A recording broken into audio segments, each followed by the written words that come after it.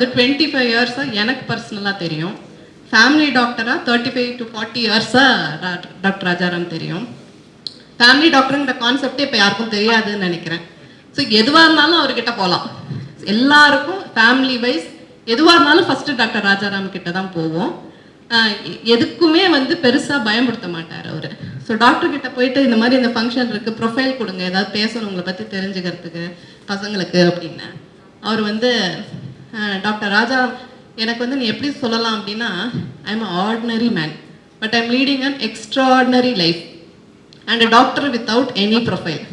Doctor நான் இதே நான் சொல்லிடுவேன்னு. நீ சொல்லு பரவாயில்ல அப்படின்னு நான் சொல்லிட்டேன் டாக்டர். நான் அவர் பேசுனதை வச்சு தெரியும் ஏன் அவர் எக்ஸ்ட்ராடினரி லைஃப்னு அவர் சொன்னாருன்னு. Because he treats patients with so much of care. ட்ரீட்ஸ்ன்னு சொல்லக்கூடாது, ஹி கம்ஃபர்ட்ஸ். அவர்கிட்ட போனால் நம்ம வந்து எதுக்காக, எந்த வியாதிக்காக, எதுக்காக எதுவுமே இல்லை. பாதி இது நம்மளை பேச வச்சே பாதி வந்து முக்கால்வாசி வியாதி போய்டும் அவர்கிட்ட. ஆக்சுவலாக ஒரு இன்சிடென்ட் சொல்கிறேன் நான். ட்ரீட்மெண்ட் மெடிசன் அதெல்லாம் அப்புறம் 2ஆம் பட்சம் தான். அவர் பேசி அந்த கம்ஃபர்ட்டாக எவ்வளோ பெருசு இருந்தாலும் அதெல்லாம் தீர்ந்து நமக்கு ஒரு 1 வீக் கழிச்சு தான் நமக்கு என்ன இருந்ததுங்கிறதே நமக்கு புரிய வரும் டாக்டர்கிட்ட. ஓ இவ்வளோ பெரிய இதில் நம்ம மீண்டு வந்திருக்கோமா நம்ம அப்போ தான் ரியலைஸ் பண்ணுவோம். இந்த மாதிரி நிறைய இன்சிடென்ட் அங்கே நடந்திருக்கு. அட்மிட் ஆகி ரொம்ப சீரியஸாக போய் இன்க்ளூடிங் மைசெல்ஃப் வெளியே வந்தப்பறம் இந்த மாதிரி இருந்தது அப்படின்னு சொல்லுவார் அவர். ஆக்சுவலாக எனக்கு வந்து அது மாதிரி பண்ணியிருக்காரு, ட்ரீட் பண்ணியிருக்காரு. ஒரு இன்சிடென்ட் சொல்கிறேன். இந்த கொரோனா டைமில் எல்லாருக்கும் நம்ம இம்பேக்ட் ஆனோம். எங்கள் வீட்டில் எல்லாருக்கும் we were down with corona.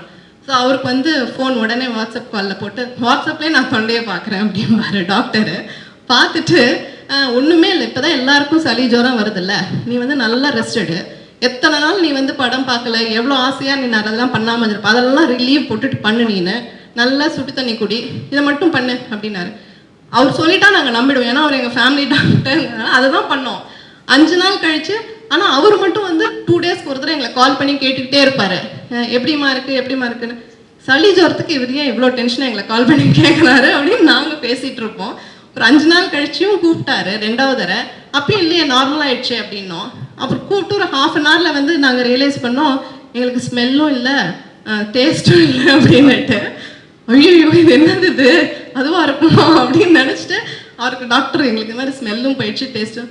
ஓ போயிடுச்சா, அப்போ அது வந்திருக்கு அப்படின்னாரு. ஓ அதுவா அப்படின்னோம்.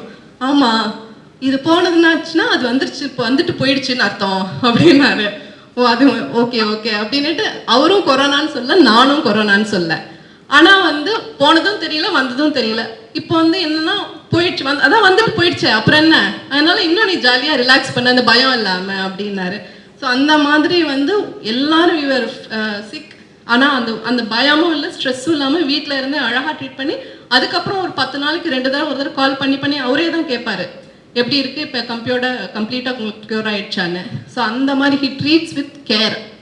அதுதான் வந்து டாக்டரோட இது. அதுக்கப்புறம் வந்து 2வது இது வந்து அவரோட ஹியூமர் சென்ஸ் வந்து எக்ஸ்ட்ரா. உள்ளே போவோம் ரூம்குள்ளே 1/2 hour மினிமம் ஒரு பேஷண்ட்டுக்கு ட்ரீட் பண்ணுவார். வெளியில் இருக்க நர்ஸ்லாம் கால் பண்ணி, டாக்டர் வெளியே நிறைய பேர் உட்காந்துருக்காங்க, டாக்டர் நிறைய பேர் வரேம்மா அப்படின்னுட்டு 1/2 hour கழிச்சு வெளியே வரும்போது நம்ம எதுக்கு போனோம் இவர்கிட்ட, ஃபீஸை கொடுத்துட்டு வரதுக்கு நம்ம ஒன்றுமே இல்லையே அப்படின்னு நினச்சிட்டு வருவோம். ஏன்னா சிரிச்சு நமக்கு எல்லாமே போயிருக்கோம். அப்போ அந்த 1/2 hour கழிச்சு எதுக்கு போனோம் நம்ம அப்படின்னு யோசிச்சுட்டே வெளியே சிரிச்சுக்கிட்டே அவர் சொன்னது வருவோம். வெளியே வந்து அந்த வாட்ச்மேன் அவங்கெல்லாம் கதவு திறக்கும் போது, ராஜாராம் சாரை பார்த்துட்டு வரீங்களா, சூப்பரான மனுஷமா, சிரிச்சு ஏதாவது ஜோ கடிச்சிட்டே இருப்பாருமா அப்படிம்பாங்க வெளியே வரும்போது அவர். ஸோ அவரை சுற்றி இருக்கிறவங்கள அப்படி he brings smiles on their face. அதுதான் அவர் சொன்னதோட ப்ரொஃபைலோட அர்த்தம்னு வந்து அப்புறம் தான் நமக்கு வந்து அதுக்கு இது எதுக்கு இவ்வளோ விழாவாரியாக சொன்னதுன்னா அதான் அர்த்தம். I am leading a life and I'm an extraordinary life, I'm leading an extraordinary lifeன்னு சொன்னார். So he brings happiness. எல்லார் மூஞ்சிலையும் அந்த சிரிப்பையும் இது வரவழைக்கிறாரு. மெடிக்கல் மீட் நடக்குமா நடக்காதுன்னு தெரியல, ஆனால் 2021 ரமேஷ் கிட்ட வந்து நான் சொன்னேன், நம்ம அடுத்த மெடிக்கல் மீட் வந்ததுன்னா டாக்டர் ராஜாராமை கூப்பிடணும், பசங்க இந்த மாதிரி டாக்டர்ஸ் இருக்காங்கன்னு சொல்லி பார்க்கணும் அப்படின்னு. Thank you Ramesh and thank you doctor so much.